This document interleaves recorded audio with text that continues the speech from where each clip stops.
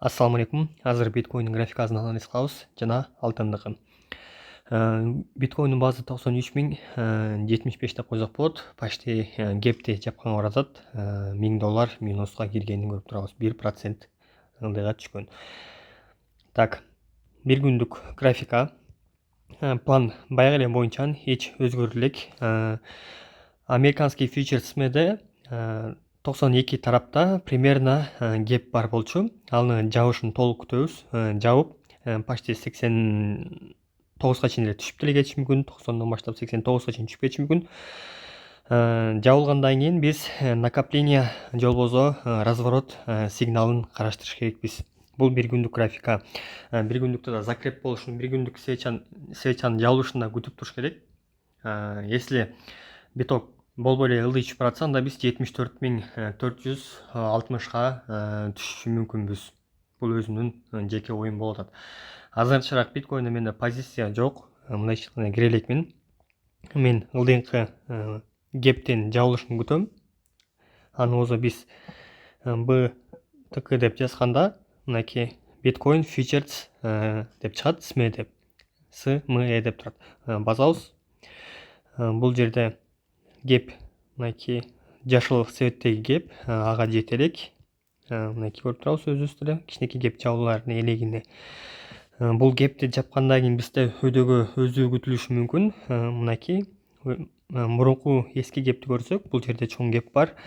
Жабылган, биринчи жолу жабылып, кайра экинчисине толук жабылып туруп, анан өйдөгө өскөн. По идее, менде дагы оюм боюнча бул жердеги гепти толук жабып туруп, андан кийин өйдөгө өзүшү мүмкүнбүз деген ойдомун. Американский SME фьючерс. Бул биткоин менен фьючерс на биткоина SME деген менен берки биткоиндун айырмасы жок. Просто бул американский биржадагы гепти толук көрсөтөт.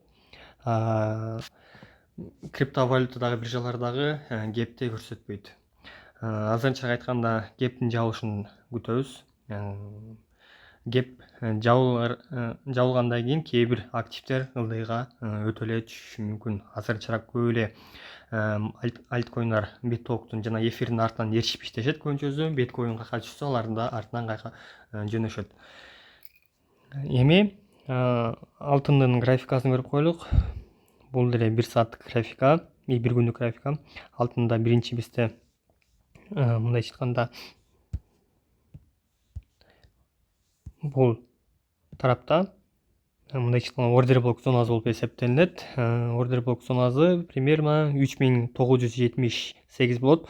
Аны толугу менен жабып, мындайча айтканда түшүп 3981ге чейин түшүп, анан өйдөгө чейин күтүш керек. Азыр буда дагы так маалымат жок. Мындайча айтканда карап туруш керек бир күндүк менен караганда. Бир күндүк свеча кандай жабууларын карап туруп, андан кийин иштесек болот. Долгосроково. 2 сааттык менен кирип караганда бизде азырынчараак ылдыйга түшө турган трендтин накоплениясы бар. Мынакей көрүп турабыз. Так что түшөт. Важный уровень ордер блокко чейин, мындайча айтканда имбаланс зонасына чейин 4000ди күтөбүз, биринчи имбаланс зонасын.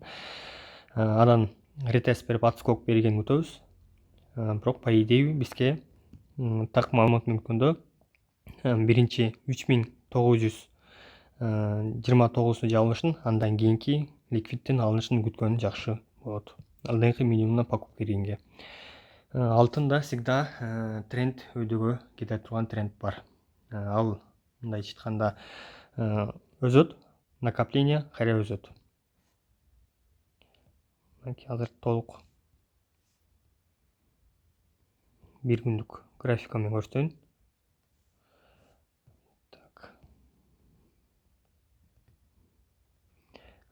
Өзүбүз деле көрүп тургандай өскөн накопление, өскөн накопление, өстү, накопление кайра өзөт бул жерде. Так что алтын канча бир убакыттан бери примерно 2024-жылы коелук, 9 марттан бери бизде алтында өзүү күтүлүп атыптыр. Так что ошондой. Будан только ылдыйкы минимумдарды күтүп, мисалы важный уровеньдерди күтүп, анан только покупка кылып иштеген жакшы. Как всегда, суббота, воскресенье күні американский фондовый биржа иштебейт. Позицияны узак убакыт кармаса болбойт. Биткоинды каалашынча ал кругосуток мындай айтканда 24 саат 7 саат ачык. Криптовалюта базары адан позицияны узак убакытка чейин кармасак болот. Так что видео айтканда кыскача эле болду бүгүнкү. Кептин жабылышын күтөбүз. Кепти жабылгандан кийин адан уже иштегенге даяр болот.